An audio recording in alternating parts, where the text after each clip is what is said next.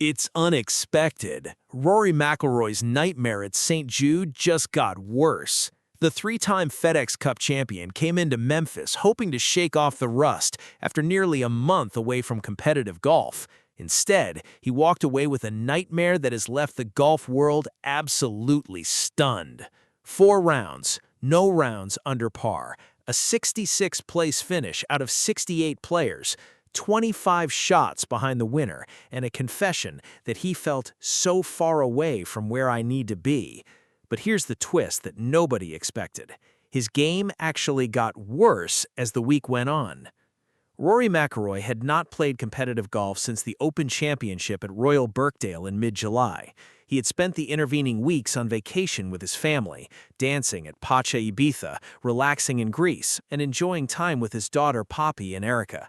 He had told everyone he needed the break, he had prioritized his family over the PGA Tour, and he had come into Memphis knowing he was short on reps, but even he couldn't have predicted just how bad it would get.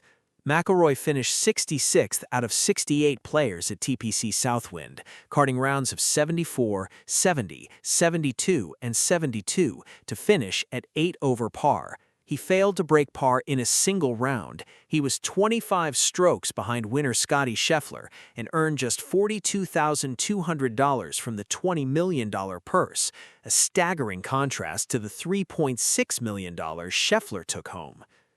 Obviously didn't come in here with a ton of reps, McIlroy admitted after his final round. Almost felt like the more the week went on, the more I felt lost with my golf swing a little bit. That's not just rust, that's a full-blown crisis. The numbers from McIlroy's week in Memphis are brutal. He ranked 62nd out of 68 players in strokes gained tee to green. He ranked 65th in strokes gained off the tee. For a player who built his reputation on being the best driver of the golf ball in the world, those numbers are catastrophic. To me, it's more about obviously the execution of what I'm doing right now, and the execution wasn't there this week, McIlroy said. I'm so far away from where I need to be to even feel like I have a chance. I've just got to keep working and hope it turns around a little bit. The frustration was evident in his final round. He started with a 6 on the par 4 opening hole. He made 5 birdies in a 7-hole stretch on the back 9, but then followed those gains with back-to-back bogeys to close out his round. It was a microcosm of his entire week, glimpses of brilliance followed by complete collapse. McIlroy admitted that his struggles were as much mental as physical. I think when you're sort of working through some stuff in your swing, then you start to, I certainly do, sometimes lose awareness of the target. Perhaps the most alarming part of McIlroy's week is that his game didn't improve as the tournament went on. It actually got worse. The first round was a 74, the second round was a 70, his best score of the week, but the third and fourth rounds were both 72, and McIlroy admitted he felt more lost at the end of the week than he did at the beginning. I felt like the more the week went on, the more I felt lost with my golf swing, he said. Think about that for a moment. A player who is supposed to be shaking off rust and finding his rhythm actually deteriorated as he played more. That's not a player who just needs more reps. That's a player who has lost his swing entirely. I'm just so far away from where I need to be to even feel like I have a chance, he repeated. McIlroy's struggles were particularly evident in his iron play. He admitted he had become too focused on his swing mechanics rather than just hitting the ball. He pointed out that he was too focused on the swing mechanics, ignoring the shot itself, one report noted. The nightmare in Memphis is just one part of McIlroy's story. The other part, the off-course drama, is just as concerning. McIlroy played only 14 PGA Tour events this season, one short of the 15-event minimum required to maintain his membership, and he's been in constant dialogue with PGA Tour CEO Brian Rolap to figure out how to keep his status. We've had a couple of conversations last week about what I can do with the tour going forward to fulfill the obligation to keep my membership, McIlroy said before the tournament. We've had productive conversations, we're figuring it out, and it will all be fine. The expectation is that Rolap will use the extenuating circumstances clause in the rulebook to grant McIlroy an exemption. But the controversy isn't going away. Critics are accusing the tour of favoritism, and McIlroy's public comments about prioritizing his European schedule over the PGA Tour haven't helped his case. Especially with the strategic alliance with the DP World Tour, I sort of pride myself on being a global player, McIlroy said. I've got a lot of golf left this year after these events. I play 6 times after the Tour Championship all around the world, so I've tried to pace myself for that throughout the year. That's a diplomatic way of saying he's choosing the DP World Tour over the PGA Tour, and the tour is letting him get away with it. McIlroy now faces a critical week at the BMW Championship at Bellerive Country Club in St. Louis. He's currently 13th in the FedEx Cup standings, which means he's safe to advance to the Tour Championship regardless of his result next week. But his form is so bad that even he doesn't know if he can compete.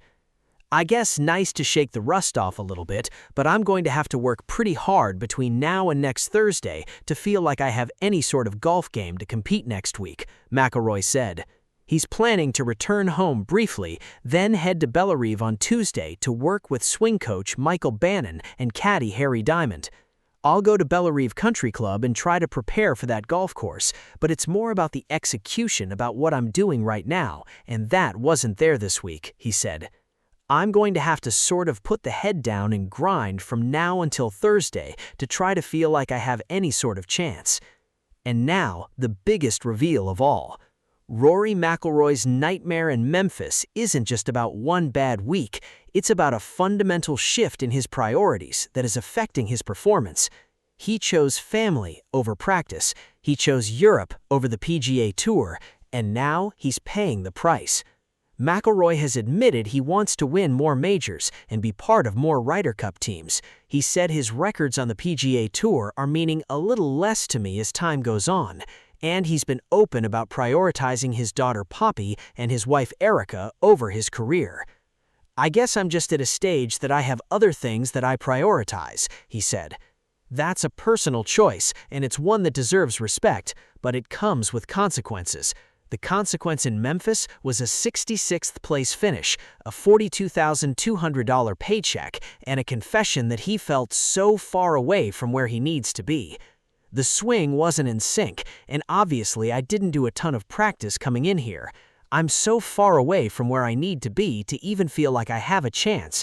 I've just got to keep working and hope it turns around a little bit, he said.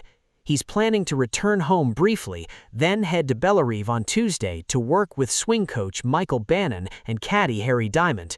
The question now is whether he can turn it around in time for the BMW Championship or whether this nightmare in Memphis is a sign of things to come. Rory McIlroy's nightmare at the FedEx St. Jude Championship just got worse. He finished 66th out of 68 players. He failed to break par in any round. He felt lost with his swing, and he admitted he's so far away from where he needs to be. The rust he hoped to shake off turned into a full-blown crisis, and now he heads to the BMW Championship with more questions than answers. So, here's the question that's haunting the golf world. Can Rory McIlroy find his swing in time to compete for a 4th FedEx Cup title, or has his focus on family and Europe cost him his game?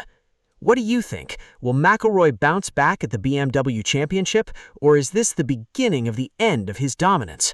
Drop your thoughts below.